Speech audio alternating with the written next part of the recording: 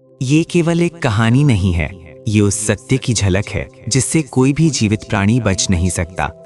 जब रात का अंधकार गहराता है और मन शांत होता है, तब भीतर एक प्रश्न उठता है, मृत्यु के बाद क्या होता है? क्या सब कुछ यहीं समाप्त हो जाता है या फिर आत्मा एक नई यात्रा पर निकल पड़ती है? इसी रहस्य को उजागर करता है गरुड़ पुराण, एक ऐसा दिव्य ग्रंथ जिसे केवल मृत्यु के समय ही पढ़ा जाता है, क्योंकि इसमें जीवन और मृत्यु दोनों का गहन रहस्य छिपा हुआ है। इसमें भगवान विष्णु अपने परम भक्त गरुड़ को बताते हैं कि मृत्यु अंत नहीं, बल्कि आत्मा की एक नई यात्रा की शुरुआत है। एक ऐसी यात्रा जिसमें हर कर्म का हिसाब होता है और हर निर्णय का परिणाम सामने आता है। जब मनुष्य अपने जीवन के अंतिम क्षणों में होता है, तब उसकी इंद्रियां धीरे धीरे शून्य में विलीन होने लगती हैं। आंखें देखते हुए भी कुछ नहीं देख पाती और कान सुनते हुए भी मौन हो जाते हैं। और तभी आत्मा अपने ही शरीर से अलग होकर उसे बाहर से देखती है। एक ऐसा क्षण जो भय, पीड़ा और सत्य का संगम होता है।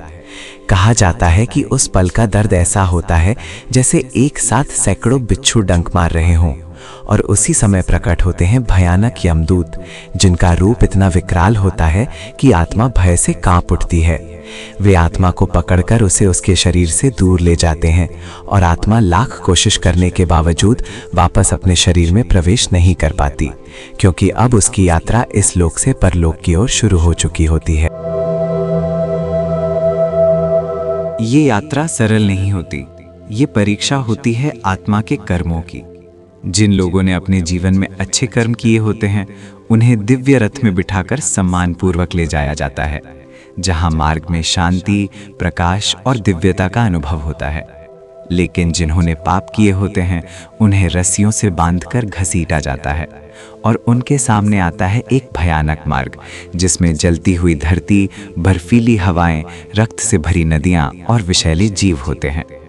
इस यात्रा में आत्मा को 16 भयानक पड़ावों से गुजरना पड़ता है, जहां हर कदम पर पीड़ा और पश्चाताप उसका पीछा करते हैं और यमदूत बिना किसी दया के उसे आगे बढ़ाते रहते हैं। अंततः आत्मा पहुंचती है यमलोक, जहां उसका सामना होता है न्याय के देवता यमराज से, और उनके साथ खड़े होते हैं चित्रगुप्त, जिनके पास हर मनुष्य के जीवन का संपूर्ण लेखा जोखा होता है। हर अच्छा कर्म, हर पाप, हर विचार।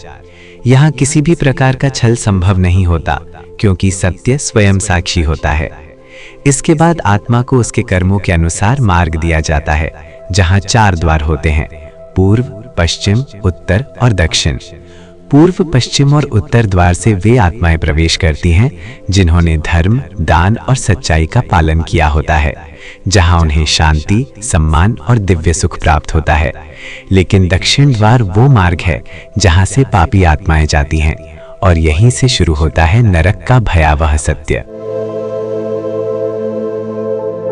गरुड़ पुराण में वर्णित नरक की यातनाएं केवल डराने के लिए नहीं है, बल्कि ये आत्मा के शुद्धिकरण का एक माध्यम है, जहां हर पाप के लिए एक विशेष दंड निर्धारित होता है। कोई उबलते तेल में जलता है, कोई जलती हुई भूमि पर गिराया जाता है, कोई विषैली जीवों द्वारा कष्ट झेलता है। हर यातना आत्मा को उसके कर्मों का परिणाम महसूस कराती है, ताकि वो अपने पापों से मुक्त हो सके। ये दंड क्रूरता नहीं, बल्कि आत्मा की शुद्धि की प्रक्रिया है, जो उसे पुनर्जन्म के लिए तैयार करती है। जब आत्मा अपने कर्मों का फल भोग लेती है, तब वो पुनः जन्म लेने के लिए तैयार होती है। और भगवान विष्णु कहते हैं कि जैसे मनुष्य पुराने वस्त्र त्याग कर नए धारण करता है, वैसे ही आत्मा एक शरीर छोड़कर दूसरा शरीर ग्रहण करती है। कहा जाता है कि मनुष्य जन्म प्राप्त करना अत्यंत दुर्लभ है, क्योंकि इसके लिए आत्मा को 84 लाख योनियों से गुजरना पड़ता है, और यही कारण है कि ये जीवन सबसे अनमोल है।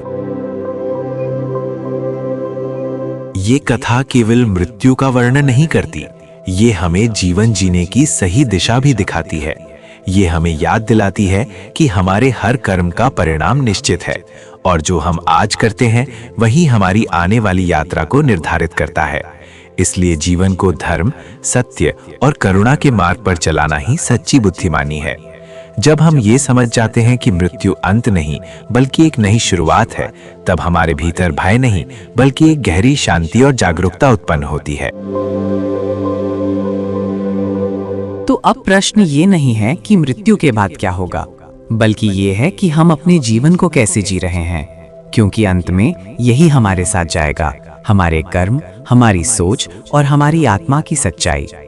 अगर ये बात आपके दिल को छू गई हो तो कमेंट में ओम नमः शिवाय जरूर लिखें और बताएं आप जीवन को किस रास्ते पर ले जाना चाहते हैं।